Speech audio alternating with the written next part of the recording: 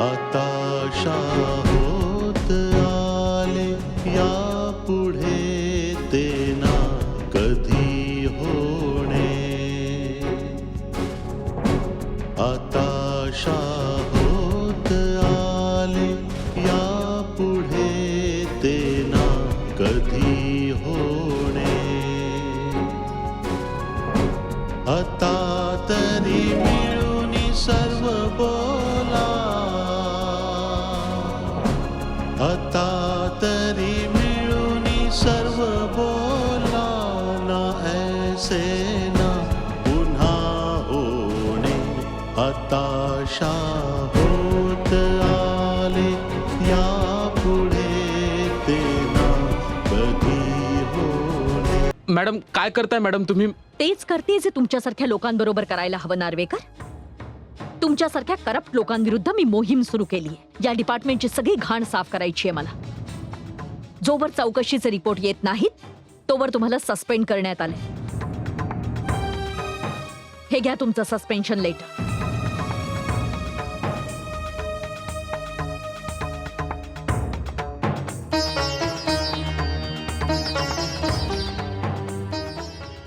Madam हे काय करताय तुम्ही?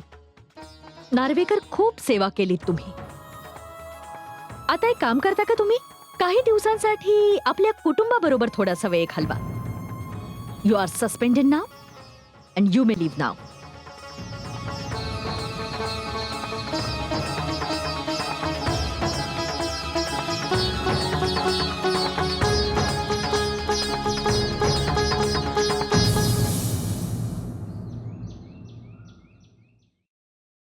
हो बोला. अहो नाही, त्या कार्यक्रमासाठी मी येऊ शकणार नाही. अहो निवडणुका जवळ आलेल्या आहेत. हां, त्यामुळेच मला शक्य नाही होणार. हो हो हो हो. अच्छा ठीक आहे, मी कामात आहे, तुमच्याशी थोड्या वेळाने बोलतो. ठीक आहे, ओके ठीक आहे. काय काम काढलं? आज दिवसाच भेट घेतलीत? आता तर दिवस रात्र घरातच काढावे लागतील. का? सरकारची सेवा करून कंटाळा आलाय की काय? सस्पेंड केले सर मला.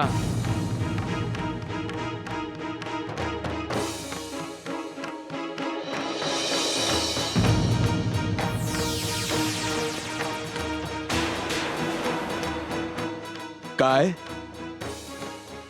तुम्हाला सस्पेंड केलं? कोणताही चार्ज न लावता? माझ्या विरुद्ध चौकशीचे आदेश देण्यात आलेत. एक एक करून सगळ्या फाईल्स तपासल्या जात आहेत. शिक्षण, आरोग्य, रोजगार सगळंच. आणि सर मला तर तिथून कुत्र्यासारखा हकलवून लावण्यात आलं. बोला सर, आता तुम्हीच सांगा मी काय करू? नाही, हे चालणार नाही. काहीतरी करावंच लागेल. खूपच धूर्त बाई आहे ही अनिता. अरे तुम्ही काही नजराणा पाठवला नाही का? पाठवला होता सर, त्या उपसरपंचाकरवी. आणि सर तिथूनच तर खरा गोंधळ सुरू झाला. मी तर तुमच्या सांगण्यावरून इथे आलो होतो. आता तुम्हीच काहीतरी करा सर, प्लीज सर. कोणत्या कारणावरून सस्पेंड केलं तुम्हाला? हेच की मी घोटाळा केलाय. चौकशीचे रिपोर्ट येईपर्यंत मी कामावर रुजू होऊ शकत नाही. अहो सर काहीतरी करा, नाहीतर सगळं मुसळ केरात जाईल. तुमचे सुद्धा हात पोळून निघतील. अहो सर मंत्रीजींना सांगून तिला पळवून लावा इथून. काहीतरी करावंच लागेल, नाहीतर सगळाच गोंधळ उडेल. विधानसभेच्या निवडणुका आलेल्या आहेत आणि जर हे सगळं असंच सुरू राहिलं तर मात्र दाणादाण उडेल. तुम्ही काळजी करू नका. तुमच्या नोकरीची जबाबदारी माझी आहे. माझी नोकरी वाचवा सर. ह्या नोकरीसाठी मी खूप खस्ता खाल्लाय तो सर. तोपर्यंत तुम्ही एक काम करा. कोणतं सर? ती अनिता इथे प्रामाणिकपणाचे धडे शिकवण्यासाठी आली आहे ना, तिलाच बेईमान सिद्ध करा. तिने विणलेल्या जाळ्यात तिलाच अडकवून टाका. म्हणजे काय सर? म्हणजे असं की तिच्या विरुद्ध जनतेमध्ये कुप्रचार सुरू करा. लोकांना सांगा की ती स्वतःचा स्वार्थ साधण्यासाठी हे सगळं करते. ती या भागाला बर्बाद करून टाकेल. वा मंत्री साहेब, हे काम तसं कठीण आहे हे खरं, पण एकदा का हे काम झालं की आपलं पारडं आपोआप जड होईल आणि सगळे तिच्या विरोधात उभे राहतील. म्हणूनच तर म्हणतोय की होम हवनासाठी लागणारी सामुग्री दुसऱ्यांची आणि त्यामुळे मिळणार पुण्य आपल्या पदरी.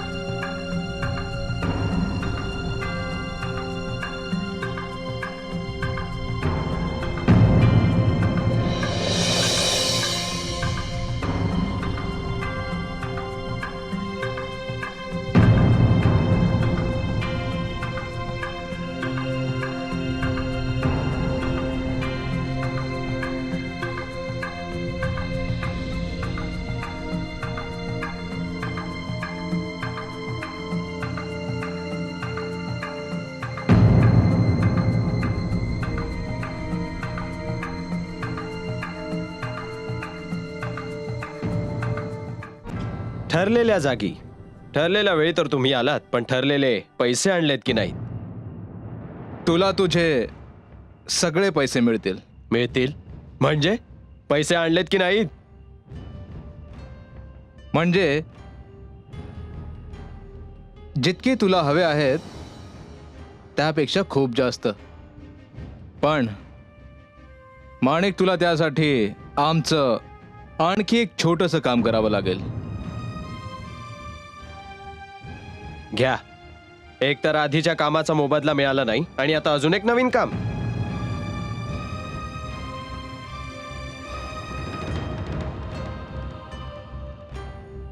जेवढे पैसे मागितले होते तेवढे आहेत,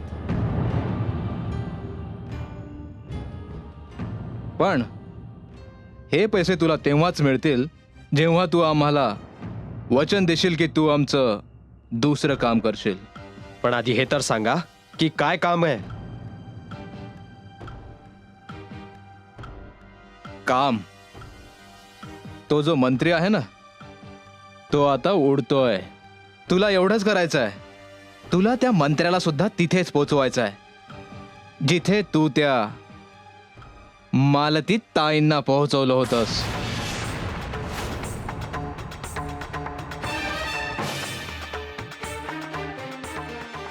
काय डोकं फिरलंय का तुमचं?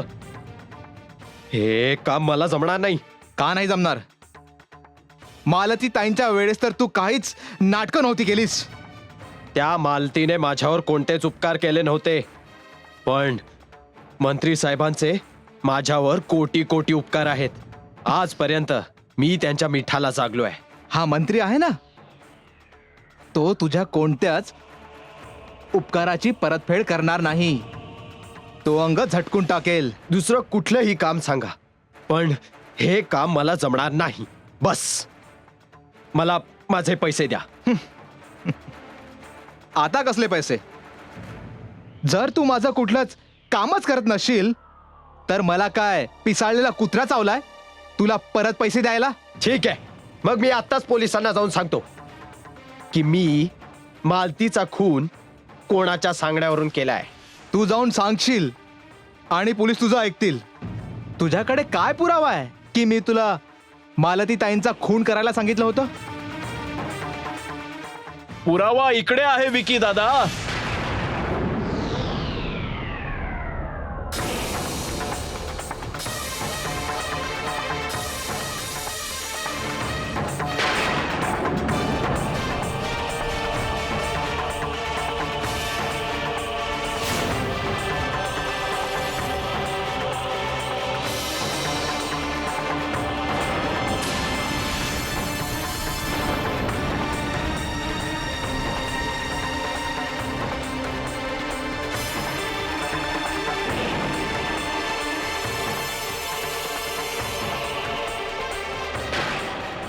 पकडा त्यांना.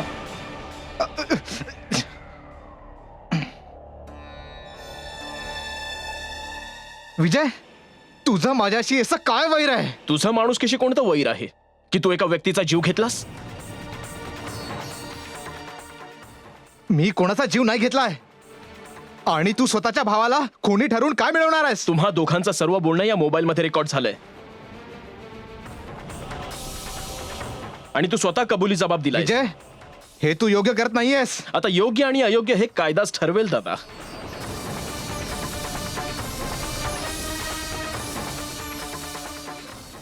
इन्स्पेक्टर, तू मला ओळखत नाहीयेस का? मी शंकर सिंगचा मुलगा आहे. मला माहिती आहे विकी भाऊ, पण तुमच्या विरुद्ध पुरावा सापडलाय. मी काहीही करू शकत नाही.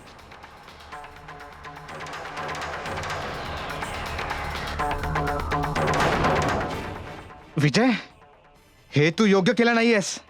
स्वतःच्या भावाच्या पाठीत खंजीर खुपसला आहेस तू.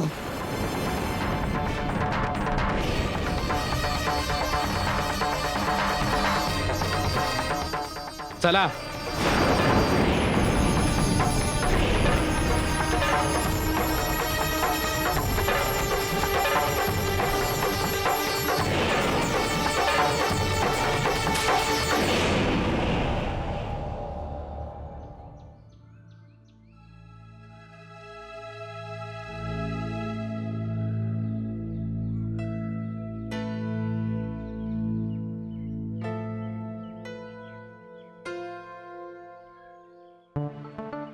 काय झालं वहिनी?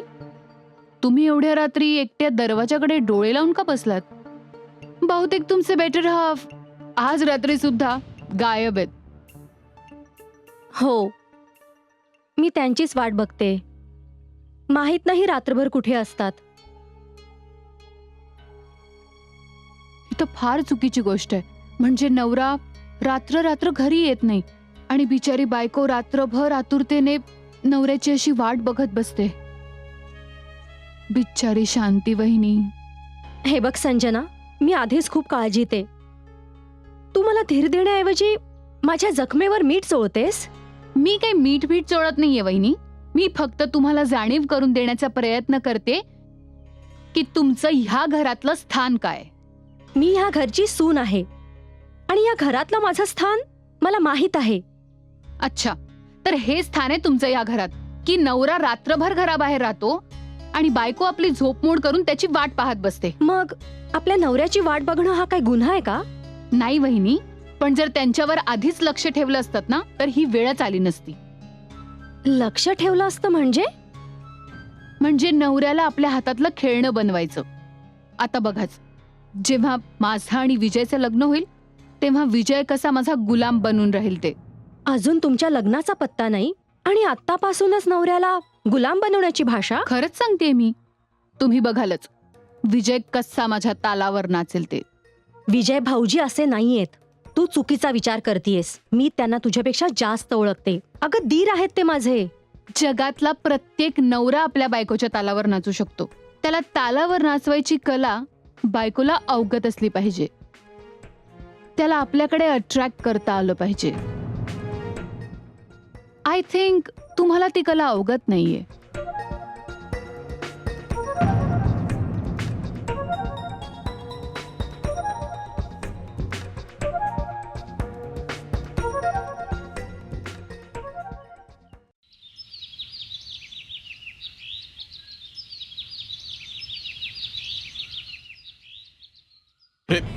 हे पहा मंत्री साहेब, माझं म्हणणं तरी ऐकून घ्या.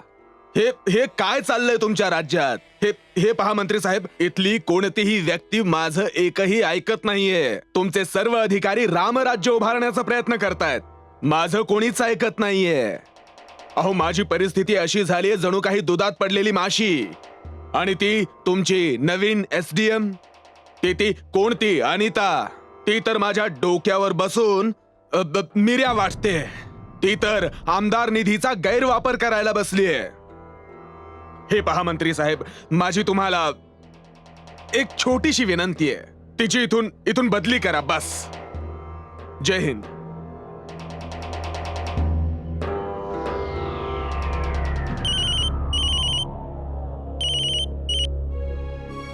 नमस्कार सरपंच साहेब. प्रणाम. अरे कसला प्रणाम. आशीर्वाद घेण्यासाठी प्रणाम केला जातो, पण तुम्ही तर आमचे पायच खेचताय. अहो काय बोलताय हे सरपंच साहेब. अहो मी असं कधी करू शकतो का? तुम्हाला माझ्या श्रद्धेवर संशय काय? तुम्ही आमच्या पाठीमागून वार करून हे सिद्ध केलंय की तुम्ही आमच्या झोळीतला निखारा. तुम्ही विश्वासघाताचा कळस गाठलाय. अहो सरपंच साहेब, एवढा मोठा आरोप करताय तुम्ही माझ्यावर. यासाठी काही भक्कम पुरावा आहे का तुमच्याकडे सरपंच साहेब? अरे माझ्या घराला सुरुंग लावून पुन्हा मलाच विचारताय भक्कम पुरावा आहे का म्हणून? माझ्या मुलाला विक्कीला पोलिसांनी अटक केली आहे. यापेक्षा मोठा पुरावा काय हवाय? आणि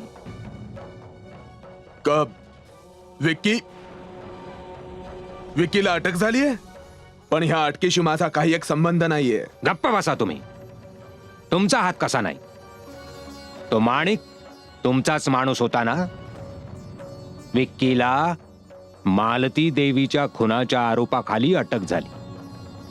माझ्या गैरहजर असण्याचा तुम्ही चांगलाच फायदा करून घेतला. तुम्ही उगीच मला दोष देताय सरपंच साहेब. सांगा कशा प्रकारे मी तुमचा फायदा घेतला? तुम्ही काहीही बोला, या मागे तुमचंच कारस्थान आहे. विक्कीच्या साधेपणाला तुम्हीच खत पाणी घातलं. माझी प्रतिमा डागाळण्यासाठी अगदी उत्तम खेळी खेळलात तुम्ही. अहो मी तुमच्या प्रतिमेला का म्हणून डाग लावेन?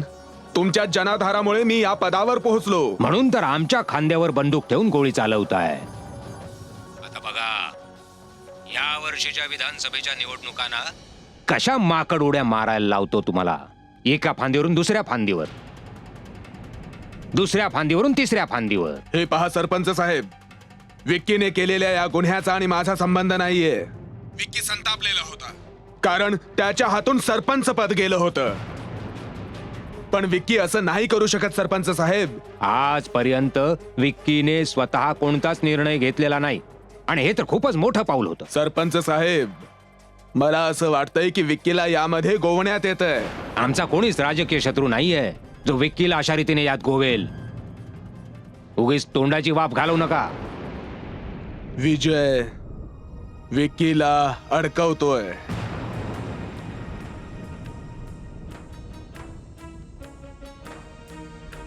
हे बघा राजमराठेजी, तुम्ही आमच्या घरामध्ये फूट पाडण्याचा प्रयत्न करू नका. विक्कीला तुरुंगात पाठवलं आणि मला विजयवर संशय घ्यायला लावताय. हे राजकारण चांगलं नाही करता तुम्ही. आता तर आम्ही ना धन पाळणार आणि ना धर्म पाळणार.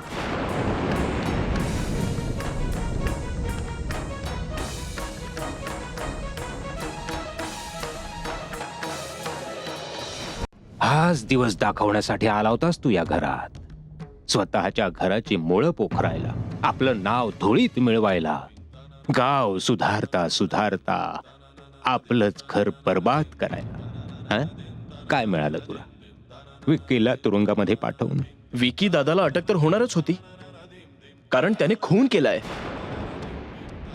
आणि एका खुन्याला तुम्ही आसरा कसे देऊ शकता?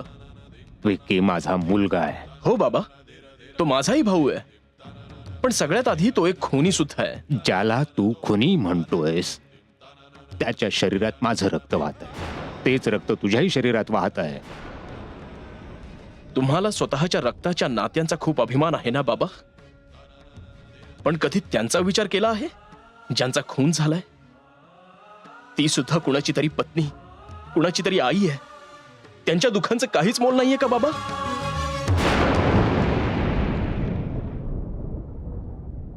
आपल्याच घराला आग लावून दुसऱ्यांच्या घरात दिवे लावण्याचं चांगलं काम करतोयस तू. मान्य आहे, विकी रागीट आहे, पण तो गुन्हेगार असू शकत नाही याची मला खात्री आहे. बाबा, हा गुन्हा विकी दादानेच केलाय. पैसे देऊन त्याने मालती देवीची हत्या करून घेतली. ज्यांच्या कुटुंबातील कोणाचा मृत्यू होतो ना, त्यांनाच विचारा. आज गुरुजींची काय अवस्था झालीये ना, ते त्यांचं त्यांनाच माहिती. भारतीच्या डोक्यावरून मायेचं छत्र गेलं. कुणामुळे? फक्त आणि फक्त विकी दादामुळे. कोणत्या तोंडाने तू विक्कीला भाऊ म्हणवतोयस? भावाचा कोणता धर्म पाळलायस तू? खरंय, तू विभीषण आहेस.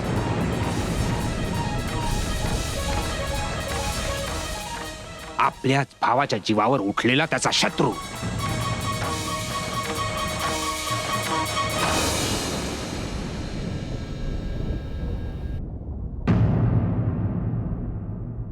आता शांत